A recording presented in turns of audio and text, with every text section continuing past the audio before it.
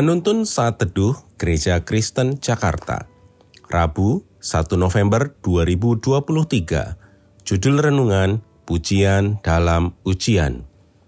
Nats Alkitab terambil dari Mazmur 37 ayat 1-9.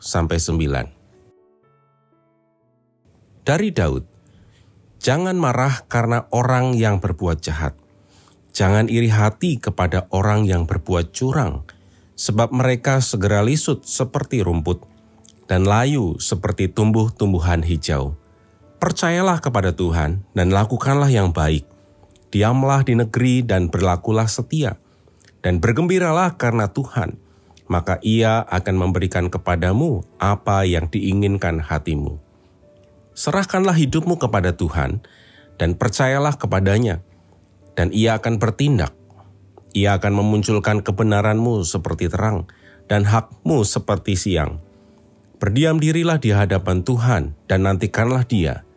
Jangan marah karena orang yang berhasil dalam hidupnya, karena orang yang melakukan tipu daya. Berhentilah marah dan tinggalkanlah panas hati itu. Jangan marah, itu hanya membawa kepada kejahatan. Sebab orang-orang yang berbuat jahat akan dilenyapkan. Tetapi orang-orang yang menanti-nantikan Tuhan akan mewarisi negeri. Beberapa waktu lalu kita dihebohkan dengan berita korupsi yang dilakukan oleh seorang pejabat. Kejahatan ini terbongkar ketika anak pejabat tersebut melakukan tindak kriminal selepas viralnya memamerkan harta orang tuanya berupa kendaraan mewah. Banyak orang menjadi geram dan marah mengingat kondisi ekonomi yang masih belum stabil, ditambah lagi dengan anjuran pemerintah supaya seluruh warga taat membayar pajak.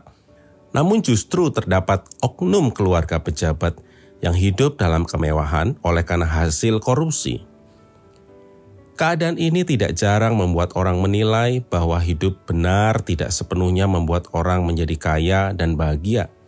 Toh orang yang melakukan kejahatan hidupnya bisa bahagia dan aman-aman saja. Hal ini ternyata tidak hanya terjadi di masa kini, namun sudah terjadi di masa lalu seperti halnya yang tertulis dalam Mazmur 37 ayat 1-9. Daud menuliskan nasihatnya supaya ketika melihat orang yang berbuat jahat tampak berhasil atau mendapat keuntungan, kita tidak perlu menjadi iri atas kecurangan mereka dan bahkan ingin mengikuti jalan hidup mereka yang jahat. Meski saat ini mereka terlihat hidup tenang, aman, dan nyaman, namun sesungguhnya hidup mereka segera lisut seperti rumput dan layu seperti tumbuh-tumbuhan hijau.